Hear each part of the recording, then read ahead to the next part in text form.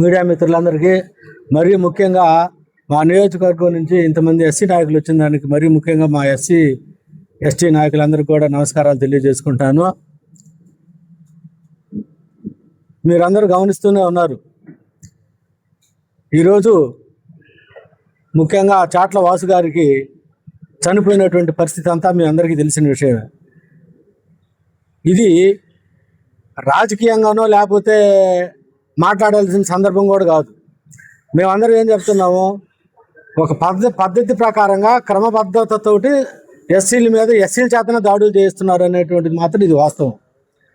కారణం ఏంటంటే మొట్టమొదటి నుంచి 2014-19 తర్వాత 2014-19 నుంచి ఎప్పుడైనా ఎక్కడైనా ఇటువంటి సంస్కృతి ఉండిందా ఈ రాష్ట్రంలో?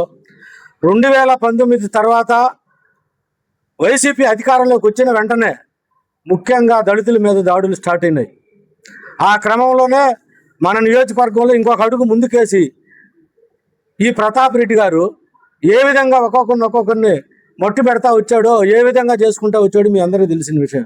అన్నిటికన్నా ముఖ్యంగా అసలు ఏ రోజు కూడా కావిల్లో ఎప్పుడు ఒకరి మీద ఒకరు దాడులు జరిగినటువంటి సంస్కృతి లేదు. ఎప్పుడు ఒక మనిషిని చంపాలనుకున్నటువంటి సంస్కృతి అసలే లేదు. కానీ ఈ ప్రతాప్ రెడ్డి ఏ రోజైతే ఎమ్మెల్యేగా అధికారంలోకి వచ్చిన తర్వాత అప్పటిదాకా అతను నంగనాచిలాగానే కనపడుతూ ఉన్నాడు జనాలందరికీ. ఎప్పుడైతే అధికారాన్ని అడ్డం పెట్టుకున్నాడో, ఎప్పుడైతే ఎమ్మెల్యే పదవి అతను నెత్తినెక్కిందో అతనికి అహంకారం ఎక్కువైపోయింది. కానీ ఈ అహంకారం ప్రజలందరికీ భయపడాలంటే ఏ విధంగా వాడుకోవాలా?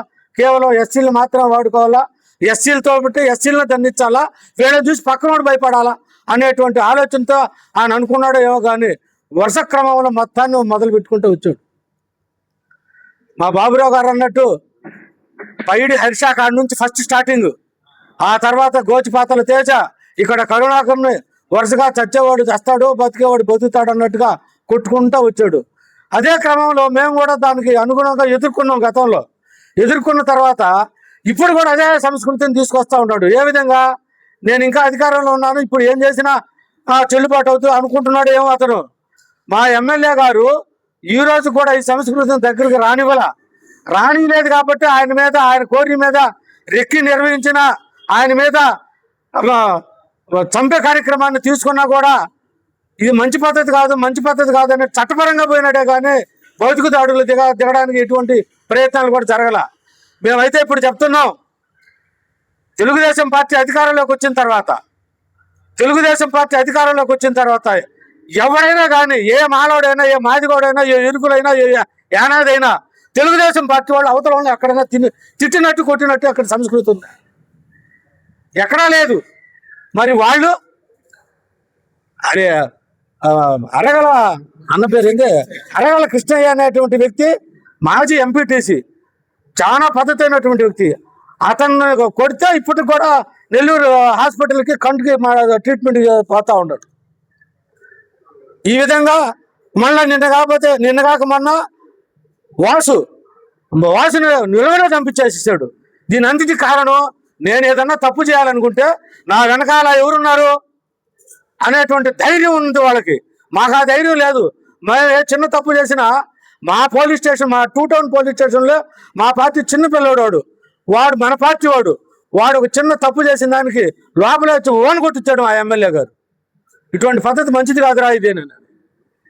మరి వాళ్ళకి ఆ పరిస్థితి లేదు.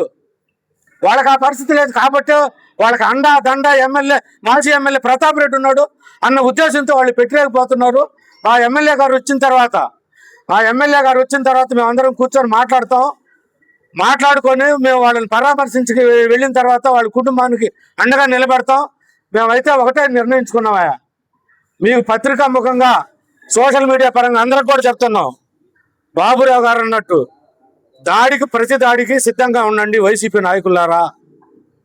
ఎస్సీల మీద ఇక ఈగ వాళ్తే ఒప్పుకునే సమస్య లేదు. ఇంకా ఎంతకాలం అని భరిస్తామయా? ఎంతకాలం అని కేసులు పెట్టించుకుంటాం? ఎంతవరకు తన్నులు తింటాం? ఎంతవరకు ఆత్మహత్యలకు పురికొల్పించుకుంటాము? ఎంతవరకు చంపించుకుంటాము? ఇక మీదట ఆ సంస్కృతి ఇంకా జరగదు. ఎమ్మెల్యే గారితో మాట్లాడతాము, మళ్ళీ ఒకరోజు ప్రెస్ మీట్ పెడతాం. ఇక మాత్రం ప్రజ దాడికి మాత్రం సిద్ధంగా ఉంటామనేది తెలియజేసుకుంటూ సెలవు తీసుకుంటాం.